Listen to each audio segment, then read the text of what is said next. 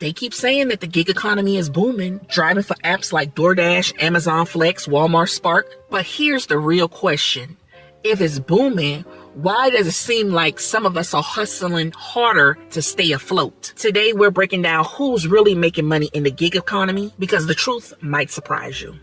Let's start off by how it's marketed. Be your own boss. Set your own hours. Work when you want. And that sounds all good until you realize flexibility is not freedom. Yeah, I can log in when I want, but I'm always sitting in parking lots and waiting for orders that barely pay for gas. So while a gig economy looks great on paper, in reality, it's not booming for everybody. They make it look like you can make $1,000 a week easy. But what they don't say is before taxes, before gas, before car maintenance, before wear and tear. So if you're not smart about tracking your expenses, you might be making way less. Let's look at some real numbers last week.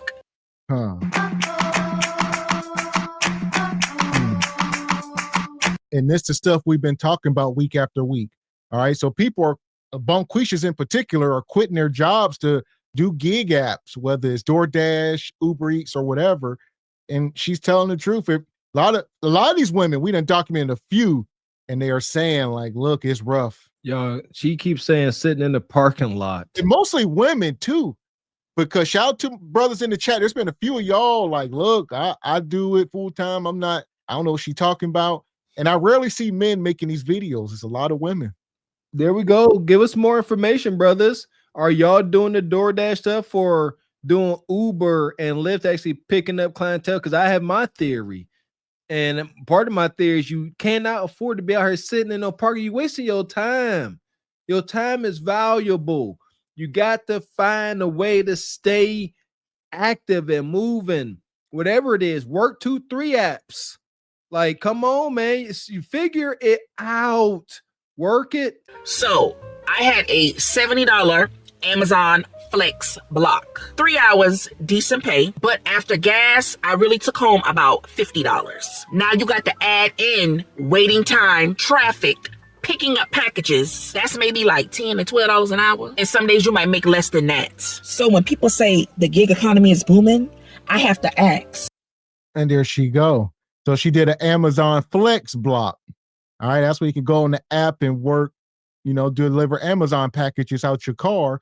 She said was for, I don't know if this is the actual math because this ain't mathing, but she started rounding up real fast. If it was for $75.50, I guess she spent $32.50 in gas, maybe snacks, I don't know. And then she's left with $43 for the day. She said 50. She rounded up, but for 3 hours. So, and like I said, I'm a boss. So 3 hours, what's that? $14 an hour or something? It's not going to work. At least she trying to factor in the cost.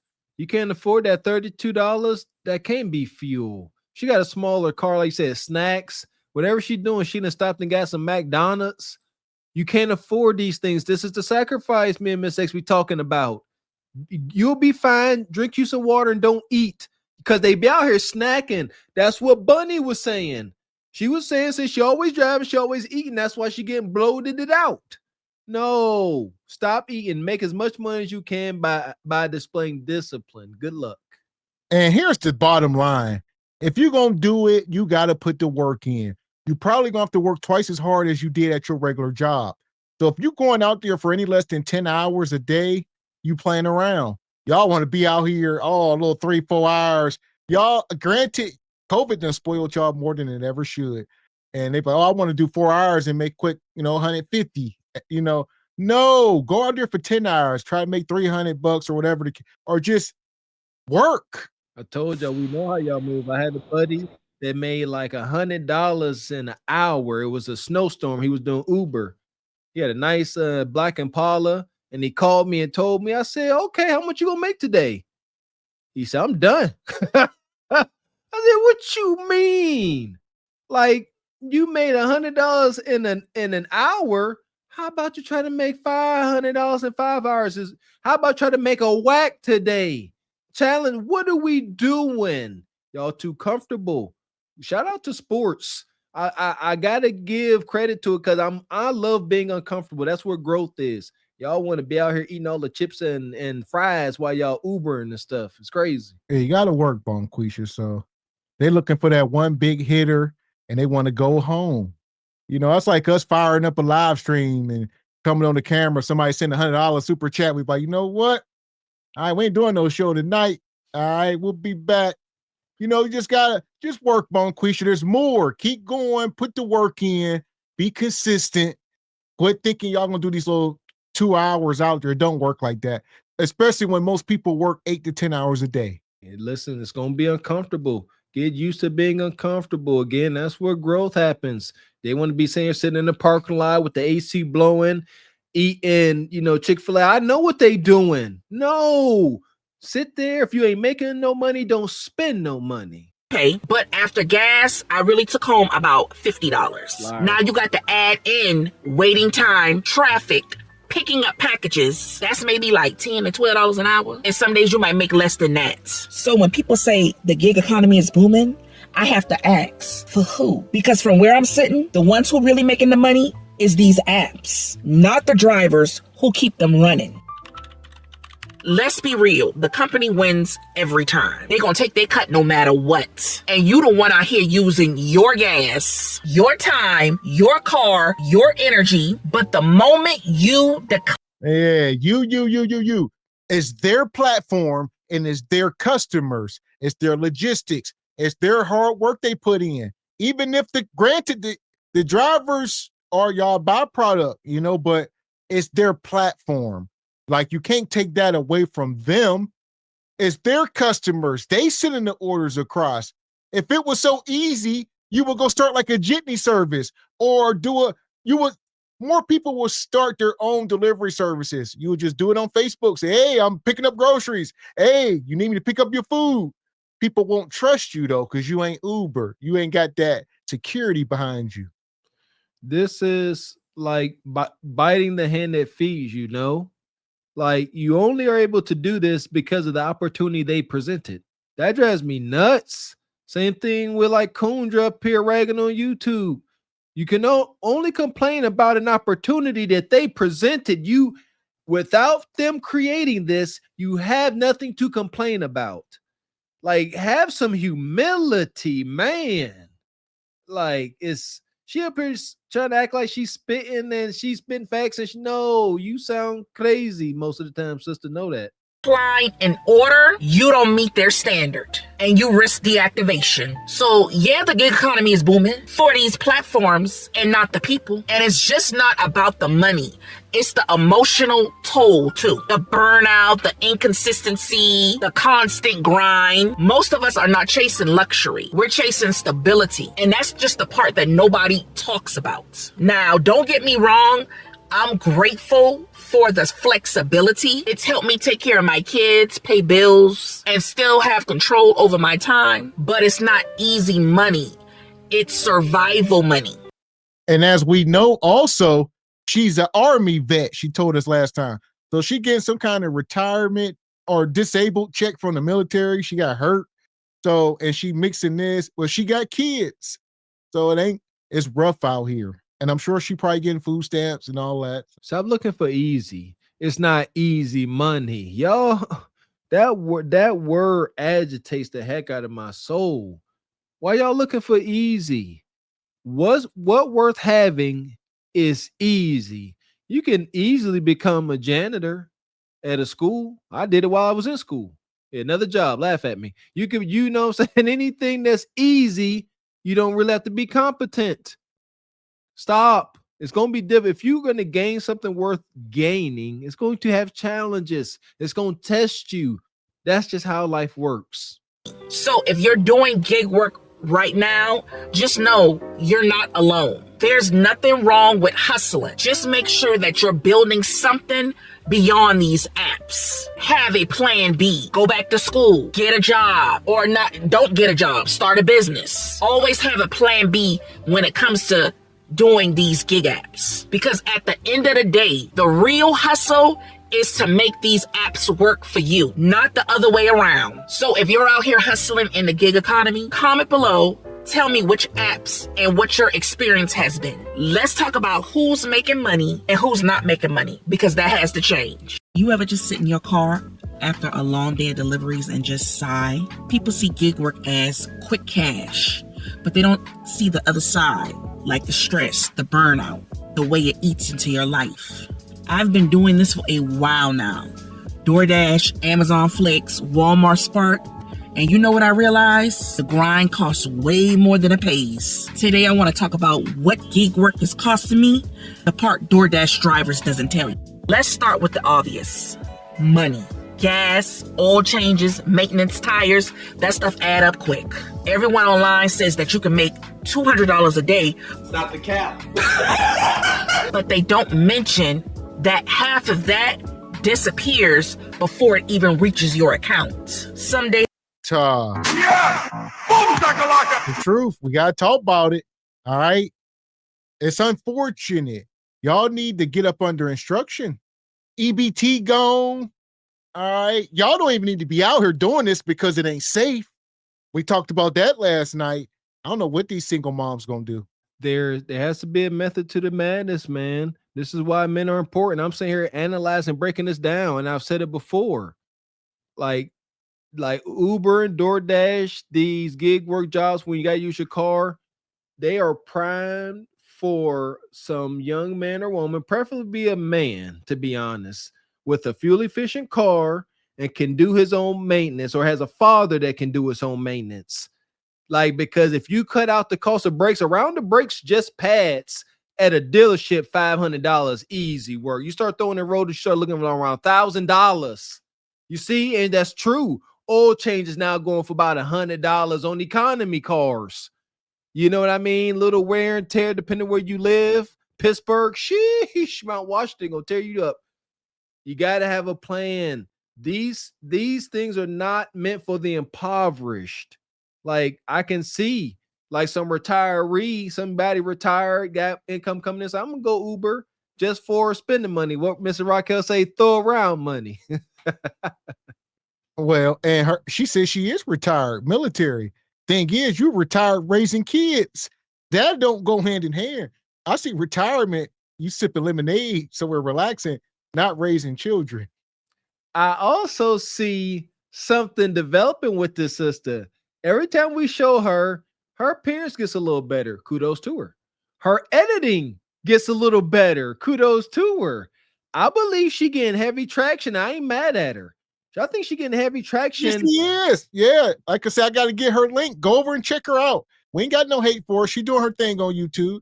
She said she's trying to get to 100,000 subs in like 90 days or something. So, come on, sister. And I see it. Like, she's able to, talk to these sisters and she can relate. She's relatable to a lot of folks doing this. I think it's on the verge of genius. They can feel her pain and they can sit here and trauma bond. I get it, and hopefully she take off with it. I'm not mad at the hustle, sister. Keep grinding. is your account. Some days I look at my weekly total, subtract gas, and realize basically I just made $12 an hour. Then there's the part that nobody likes to talk about, taxes. The self-employment tax will humble you real quick. You think you hustling for freedom, and it just feels like you paying for that freedom. Now let's talk about the mental side of gig work. You always chasing that next ping, that next offer, that next bonus. And when the apps is quiet, it messes with your head. You sit there in the car, refreshing the screen, second guessing yourself, wondering if you should have taken that offer. You start questioning your worth based on the orders that popped up. I've had days where I just sit in the parking lot for 30 minutes just staring at the screen. No orders, no motivation, just exhaustion. Nope.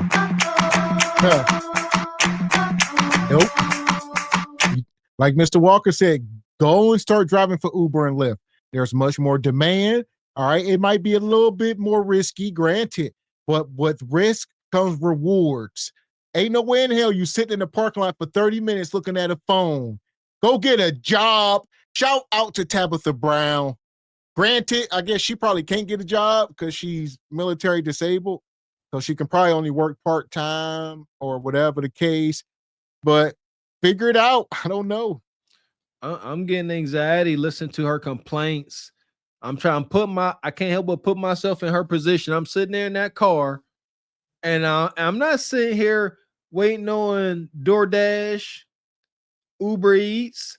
I don't know if you can, but I got DoorDash, Uber Eats, Uber, Lyft, Amazon Flex, whatever, Walmart Dash. I got them all open. First come, first serve. There we go. I don't care. I'm gonna stay busy. I'm not going home and telling my wife I've been sitting in this parking lot all day. Maybe that's just me though. I don't know. The accountability. I'm weird. I don't know. Well, it's the burden of a man. We are resourceful. This ain't her fight, like you said. She said she's sitting out there not motivated, just down on her luck. She talking about she got pain. She's sitting in that chair, her back be hurting. All right, all that. Hey, man, you like Mr. X said, burden of a man. You don't go home ever. No.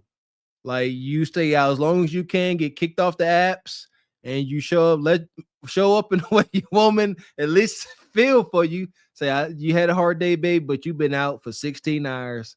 I feel for you. Don't show up 7 hours talking about you ain't got no bread. See, come on, fellas. Yeah, shoot. Make her feel bad for you a little bit. Listen, you got a cuda. You talking about you sitting there for 30 minutes. If you sitting there for 5 to 10 minutes, no motion, you need to go fire up the back page or something. Yeah, y'all really got too many out. There you go. Like worst case scenario, wish it wasn't so, but it is. There you go. Like turn the apps off and there you go. Call up Mr. Charlie. Charlie got that 60. Feeling nasty this evening. Then I'll see other drivers talk about how much they made in a day. And I'm thinking to myself, damn, what am I doing wrong? But truthfully, they're not showing the whole story either. The hardest part, though, is the emotional cost. When you're a parent, you're just not chasing money. You're chasing stability. And sometimes that means missing moments that matter. There's been nights that I came home after 10, after 12, after 2 o'clock in the morning and just didn't even eat. Just laid there in exhaustion. And while you're doing it, you telling yourself, this is just temporary. But then it all boils down and you start feeling like this might be permanent. That's the part that nobody really talks about. That's the part that nobody talks about, and how this can drain you if you don't set boundaries. But here's the thing. It's not all negative. This grind has taught me so much. I've learned how to manage money so much better, how to stay disciplined even when I'm tired, and how to keep moving forward no matter what. Gig work might be hard, but it also taught me. Well, here's the thing. It's the age old, you trading time for money. And that's the hardest thing to do, right? So it's only so much time in a day. All right, she got kids and all this stuff. Got to become more competent and find ways to make time work for you instead of you working on that clock. That's why Mr. Walker got so many that has so many jobs. Gotta find a way. That's just, it is what it is. Yeah, Trey, this is part of relinquishing the poverty mindset. We all were duped. We were told to get a job and work for somebody and help somebody else accomplish their dreams, and that's what we do. We work and we just figured out, try to take care of our families. But getting rid of that poverty mindset, we got to start working, and we all can do it to some degree. We got to stop working, like Mr. X said, trading time for money and start making. And how do you do that? Making investments. You see, not buying red bottoms and fake Rolexes and cars we can't afford. Save that money, investment properties, sound stock, something. Y'all know more than I do. We crack babies. But yeah, got to get out of that. Patience, strength, and how to hustle for myself. It made me realize that this isn't just about working hard. It's about learning how to make the hustle work for you. So yeah, gig work costs a lot, not just miles, but your peace, your time, and sometimes your confidence. But it's also a reminder that nothing comes easy and growth doesn't always look comfortable. If you're in this grind too, don't forget your why. Don't lose sight of yourself in the process. If this video hit home for you, go ahead and hit that like button because it helps more than you know. Comment down below and tell me the hardest part. So there y'all go. That's her channel there. Show. I forget the name of. I got to get it. Nonetheless, she up here giving her testimony. We definitely gonna keep up with it, especially as the economy is getting wonky. No EBT. All right, we getting towards Christmas and Thanksgiving. It's heating up. I know the sisters is feeling her message because it's definitely directed towards them. She talking about the job affecting her peace and her confidence. That's the gynocracy right there. Stop that. See that again, burden of a man. Like men, we didn't have jobs where your peace is compromised. You know what I'm saying? Where management got you questioning and you ain't confident what you do. Deal with this is life, man. I'm so tired of the daggone complaining. Shout out to Ashley Dalton. Stop being a victim. Stop feeling sorry for yourself. And I get it. I used to hate when people said that when I was a little foster kid. Don't feel sorry for yourself. Somebody got off worse than you do. But God dang it, that is true. Stop. Do better. Do you want a better life? Or don't you? Figure it out. I'll tell you what. You know what is primary income? Leon's layer. This right here will get me some pussy tonight. But I don't want it. Not for this. Not with this. Fuck that. I don't want no pussy with this. This right here is paper. You want to? That's my rent. Hold on. Yeah, Ninja. Yeah, I was about to say tear it up in little pieces. Yeah, set it on fire. This right here. Do it. This right here. Do it. This right here